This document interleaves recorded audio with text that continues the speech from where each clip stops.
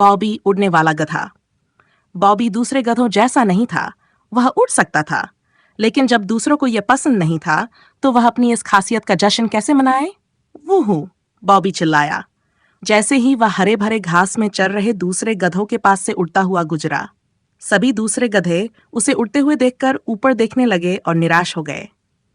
बॉबी के लिए चीजें आसान नहीं थीं। वह दूसरे गधों से अलग था। वह भूरा था जैसे बाकी गधे। उसके पास बड़े दांत थे जैसे उनके। उसके पास 4 खुर थे जैसे बाकी गधों के पास। लेकिन उसके पास पंख थे और उनके पास नहीं थे। और यही बात उन्हें पसंद नहीं थी। जैसा कि मैंने कहा, बॉबी के पास पंख थे और वह यहाँ वहाँ उड़ने का बहुत शौकीन था। इतना ज्यादा कि दूसरे गधे उसे नाम पुकारने लगे और मजाक उड़ाने लगे, जैसे, क्या तुम सच में बॉबी हो? बॉबी थोड़ा उदास महसूस करता था, लेकिन फिर भी वह उड़ता रहता, क्योंकि यह उसे हमेशा खुश कर देता। कोई नहीं जानता था कि बॉबी के पास पंख क्यों थे और उसके पिता के पास भी पंख क्यों थे। दुख की बात यह है कि उसे इसके बारे में ज्यादा जानकारी नहीं थी, क्योंकि उसके माता पिता दोनों अनाथ थे। लेकिन बॉबी ज्यादा नहीं सोचता था, क्योंकि वह हर जगह उड़ सकता था। और जहां सभी लोग बॉबी को सबसे अजीब गधा मानते थे, क्या तुम जानते हो, बॉबी सबसे ऊंचे पहाड़ तक पहुंच सकता था और सेकंड्स में मीलों मीलों तक उड़ सकता था, जबकि दूसरे गधों को धीरे धीरे चलना पड़ता था और उन्हें कहीं पहुंचने में काफी समय लगता था। एक दिन कुछ अन्य गधे उसे देख रहे थे। आखिरकार उनमें से एक ने पूछा, तुम क्या कर रहे हो बॉबी? बॉबी को उनका जवाब देने का तरीका नहीं मिला, सिवाय इसके कि वह उन्हें बताता कि यह कितना मजेदार है। क्या तुम नहीं करते? अगर तुम वहां सेकंड्स में पहुंच सकते और कोई ऐसा जगह नहीं होता जहां तुम न पहुंच पाओ? वे उससे कुछ नहीं बोले, बस मुड़े और फिर से खाना खाने लगे। एक और दिन, जैसे सभी गधे घास चर रहे थे, कुछ उनके सिर के ऊपर से उड़ता हुआ गुजरा। उन्होंने देखा कि यह कुछ ऐसा था जो घोड़े जैसा दिखता था, लेकिन यह घोड़ा नहीं था, क्योंकि यह आकाश में था। उन्होंने मुड़कर बॉबी से कहा, बॉबी, अब खेलना बंद करो। बॉबी ने कहा, मैंने तो कुछ नहीं किया, तुम हमेशा मुझे क्यों दोष देते हो? फिर से कुछ उनके सिर के ऊपर से उड़ता हुआ गुजरा। वे जल्दी से मुड़े और बॉबी को देखा। बॉबी ने कहा, क्या? ये कैसे हो सकता है? मैं तो यहाँ हूँ। सभी गधे बहुत उलझन में थे, लेकिन वे ये नहीं समझ पा रहे थे कि वह क्या हो सकता है। वे आकाश में घूर रहे थे, चारों ओर देख रहे थे। नहीं, वे कुछ भी नहीं देख पा रहे थे। बॉबी को गुस्सा आ रहा था। अब मैं यहाँ और वहाँ एक ही समय पर कैसे हो सकता हूँ? उसने बड़बड़ाया। तभी उसके सामने छाड़ी में कुछ बड़ा सा पूंछ दाएं बाएं हिलती हुई दिखाई दी। बहुत उत्साहित होकर वह छाड़ी के पास गया। बॉबी का मुंह खुला का खुला रह गया। वहां एक और उड़ने वाला गधा था। खैर, पूरी तरह से नहीं, उसके पास बड़े दांत नहीं थे, लेकिन उसके पास 4 खुर और 2 पंख थे। असली फर्क यह था कि वह गुलाबी रंग का था।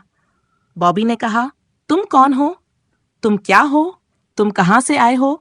गुलाबी उड़ने वाले गधे ने कहा, वाह, तुम थोड़ा धीरे बोलो दोस्त। सबसे पहले, मेरा नाम रियो है और मैं बस उस पहाड़ के पार रहता हूँ। अगर तुम अपनी आंखें सिकोड़ो और थोड़ा आगे झुको तो तुम शायद मेरे घर के पास वाले पहाड़ को देख पाओ। और ये तो बेवकूफ़ी वाली बात है। मैं क्या हूँ? हम दोनों एक जैसे हैं। हम दोनों गधे हैं। हा हा, सच में नहीं। मैं एक, खैर, हमारे पास कोई खास नाम नहीं है, लेकिन मैं एक गधा हूँ। बॉबी मुस्कराया। मेरा नाम बॉबी है और मैं भी एक गधा हूँ। यही मैं सभी को बताता हूँ। रियो हंसा और कहा, मेरे दादा भी गधे थे, लेकिन तुम जानते हो, प्यार प्यार है। मैंने तुम्हें एक दिन उड़ते हुए देखा था। तुम इतने तेज उड़ते हो, मुझे उड़ना सीखने में बहुत समय लगा, क्योंकि मेरी टोली में कोई और के पास पंख नहीं है। रियो ने कहा, सिवाय मेरे दादा के, लेकिन वह हमेशा कुछ न कुछ करते रहते थे। बॉबी ने कहा, धत्तेरी। खैर, मुझे दादी और दादा के बारे में कुछ नहीं पता, क्योंकि मेरे पास तो कोई नहीं है। रियो ने कहा, मुझे कोई फर्क नहीं पड़ता। मेरे दादा बहुत मजेदार हैं, लेकिन उनके पीछे मत खड़े रहना। कभी कभी वह अपनी पीठ से आवाज निकालते हैं। दोनों गधे इतनी जोर से हंसे कि बॉबी के सभी साथी भी पास आ गए और फिर सभी हंसी में घास के चारों ओर गोल गोल घूमने लगे। ओ नहीं, और एक रियो, एक गधे ने कहा। रियो खड़ा हुआ और बोला, हम कैसे जान सकते हैं कि तुम लोग अजीब नहीं हो? मैं उड़ सकता हूँ। मैं सबसे ऊंचे पहाड़ों और गहरे घाटियों तक पहुंच सकता हूँ। मुझे वो काम सेकंड्स में हो जाता है जो तुम्हें करने में सालों लगते हैं। फिर उसने बॉबी की तरफ देखा और आंख मारी। दूसरे गधों ने रियो पर गहरी सांस ली, फिर मुड़े और चल पड़े। तब से बॉबी और रियो अच्छे दोस्त बन गए। अब एक दिन बॉबी और रियो हवा में उड़ रहे थे, एक दूसरे को क्रिस क्रॉस करते हुए और लूपडी लूप्स और स्पिन करते हुए, जब दूर से उन्होंने कुछ देखा जो उनके जैसा था लेकिन उसमें कुछ चमक थी, तो दोनों उस दिशा में दौड़ पड़े। जब वे वहां पहुंचे तो वहां कुछ भी नहीं था। वे पहाड़ी पर उतरे, उलझन में, चारों ओर देखते हुए। रियो ने बॉबी की तरफ देखा और दोनों ने कंधे उचकाए।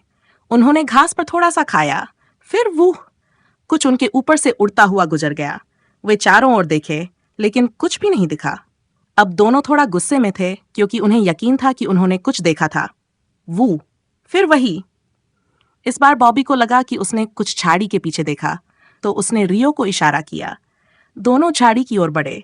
हैरानी की बात यह थी कि वहां एक गधा खड़ा था जिसके पास 4 खुर थे और बड़े पंख थे।